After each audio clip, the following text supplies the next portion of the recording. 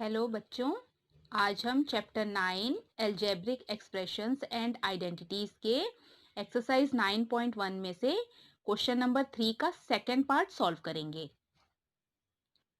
Question number 3 का second part है, इसमें क्या करना है हमें, इसमें क्वेश्चन में हमको दिया हुआ है ऐड द फॉलोइंग एक्सप्रेशंस। ठीक है, अब यहाँ पर सेकंड पार्ट में देखिए आपको कितने एक्सप्रेशंस दिए हुए हैं। एक ये दिख रहा है a minus b plus a b, फिर कॉमा लग गया ये, तो ये हो गया फर्स्ट एक्सप्रेशन।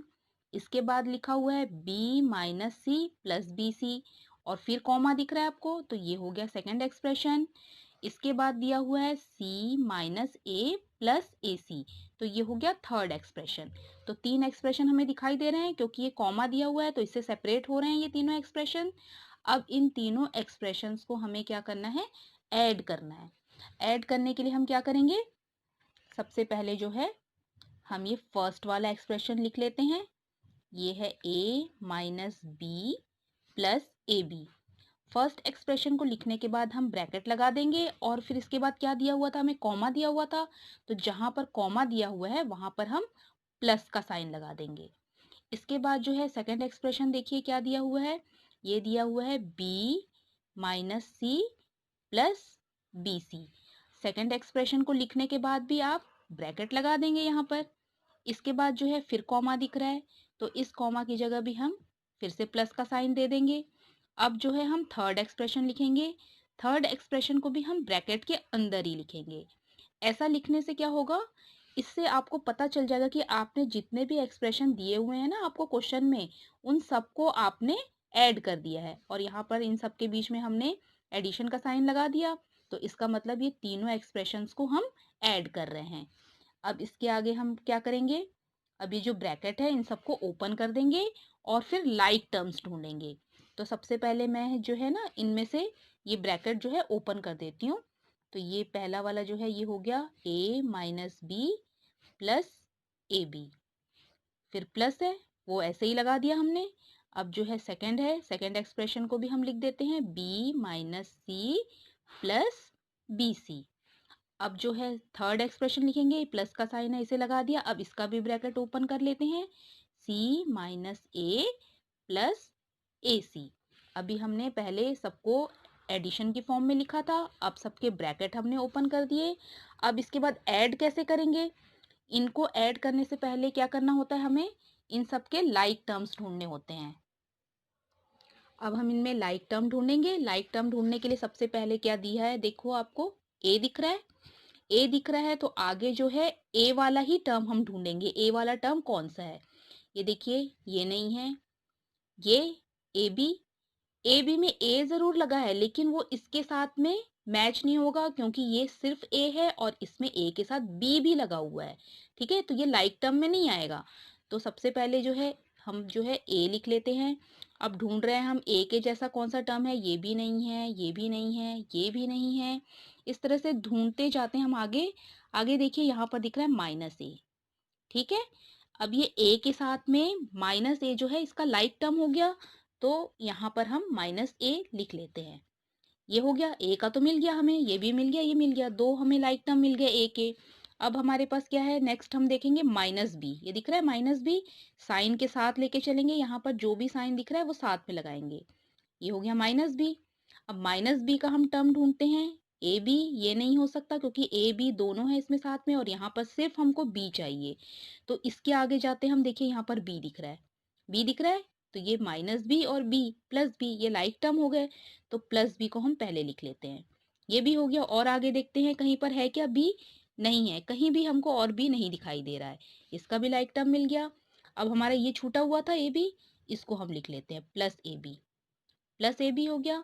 अब प्लस ए बी है तो अब इसका कोई लाइक टर्म ढूंढते हैं हम आगे, देखिए ये माइनस सी नहीं हो सकता, ये भी नहीं है बी सी, ये भी नहीं है, ये तो पहले ही हो चुका है। अब बच गया ए सी, तो यहाँ पर कहीं पर भी हमको ए बी का कोई भी लाइक टर्म नहीं मिल रहा, तो इसको ऐसे ही लिख दो। अब ये हम पहले ले चुके हैं, बी हमारा हो चुका है पहले, अब क्या रह रहा है माइनस सी, माइनस सी लिखते हैं। माइनस सी का कोई लाइक टर्म हम आगे ढूंढते हैं, देखिए यहाँ पर बी सी दिख रहा है, लेकिन वो इसके साथ सॉल्व नहीं हो सकता क्योंकि ये बी सी है। सी के लिए सिर्फ सी चाहिए हमें, तो हम और आगे चलते हैं। यहाँ देखिए प्लस सी दिख रहा है, तो माइनस सी और प्लस सी दोनों लाइक टर्म है, तो प्लस सी को हम पहले लिख लेते हैं। हो गया, ये भी सी का भी मिल गया हमें। अब हमारे पास कौन से दो टर्म रह जाते हैं? एक ये रह जाता है बी सी। बी सी के लिए कोई और टर्म है लाइक टर्म? नहीं है, तो सिर्फ बी सी लिख लेते हैं हम, और कोई टर्म इसके साथ मैच नहीं हो रहा। सी पहले आ चुका है, माइनस ए भी पहले आ चुका है, अब हमारे पास रह गया ए सी, तो अब हम लास्ट में ए सी लिख लेते हैं।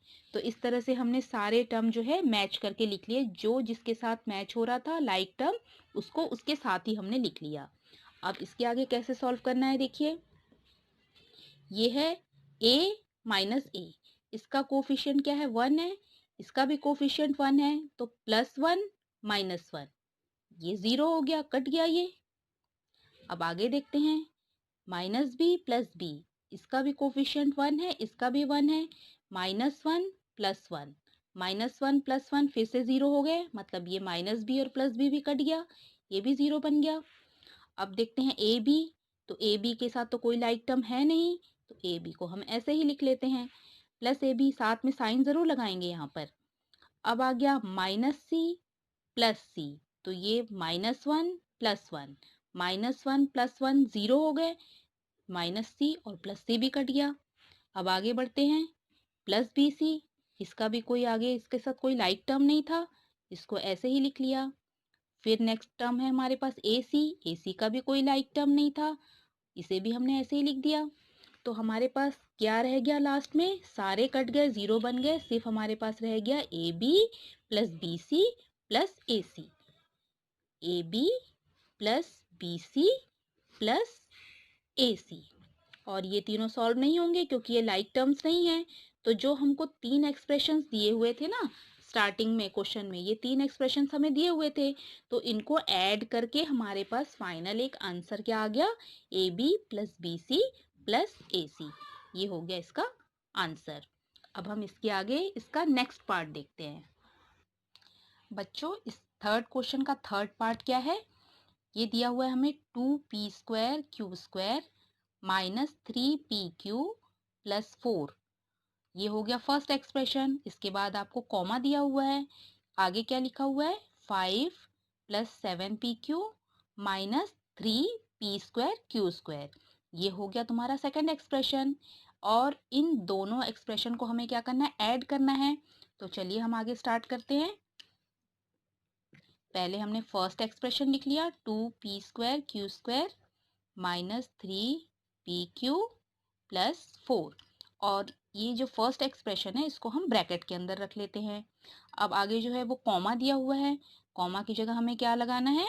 प्लस, क्योंकि हमें ऐड करना है तो प्लस का साइन लगा दिया।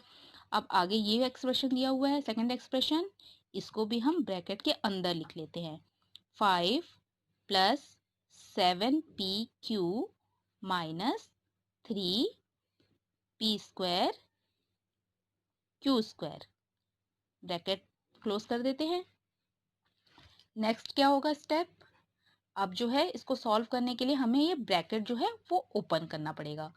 ओपन करके हम लिख लेते हैं 2p² q² minus 3pq plus 4, again plus, फिर दिया हुआ है हमें 5 plus 7pq minus 3p² q²। अब नेक्स्ट क्या है? इसके आगे सॉल्व करने के लिए हमें क्या करना होगा? लाइक टर्म्स ढूंढने होंगे। अब ध्यान से ढूंढना है, लाइक टर्म्स ढूंढने में बिल्कुल भी गलती नहीं होनी चाहिए, वरना सारा क्वेश्चन रॉन्ग हो जाएगा। अब लाइक टर्म क्या है? देखिए यहाँ पर फर्स्ट टर्म देखिए, 2p² q², इसके आगे आपको बिल्कुल ऐसा ही एक टर्म ढूंढना है। लाइक टर्म में क्या होगा? कोफिशिएंट जरूर अलग हो सकते हैं, लेकिन ये जो दिया हुआ है ना p² q², ये जो वेरिएबल है बिल्कुल सेम होने चाहिए, उनकी पावर भी सेम होनी चाहिए। सिर्फ pq के साथ सॉल्व नहीं होगा, अगर p² q² है तो सेम टू सेम आपको p² q² वाला ही टर्म ढूंढना पड़ेगा।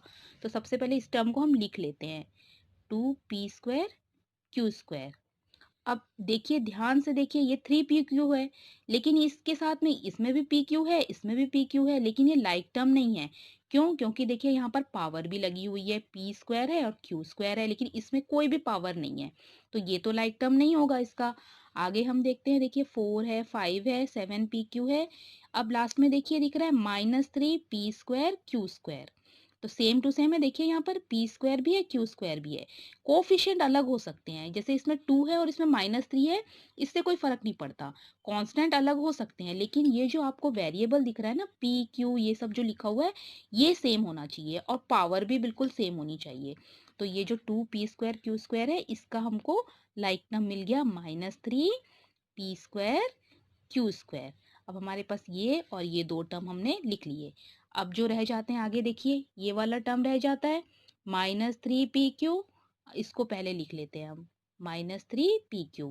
अब इसका हमें लाइक टर्म ढूंढना है। आगे देखिए, 4 नहीं है, 5 नहीं है, 7 PQ। ध्यान से देखिए, इसमें भी PQ था और इसमें भी PQ है। ठीक है, तो 7 PQ जो है इसका लाइक टर्म हो गया। इसमें भी -3 और 7 है। अब ये अलग अलग है, तो लेकिन ये जो कांस्टेंट है ये अलग हो सकते हैं, लेकिन ये जो हमारे वेरिएबल्स हैं वो सेम टू सेम है। तो ये -3 PQ का लाइक टर्म क्या हो गया, +7 PQ। ये हो गए हमारे पास, ये दो टर्म भी मिल चुके। अब क्या रह गए हमारे पास, रह गए सिर्फ ये 4 और 5। ये भी लाइक टर्म है क्योंकि ये सिर्फ कांस्टेंट हैं, 4 और 5।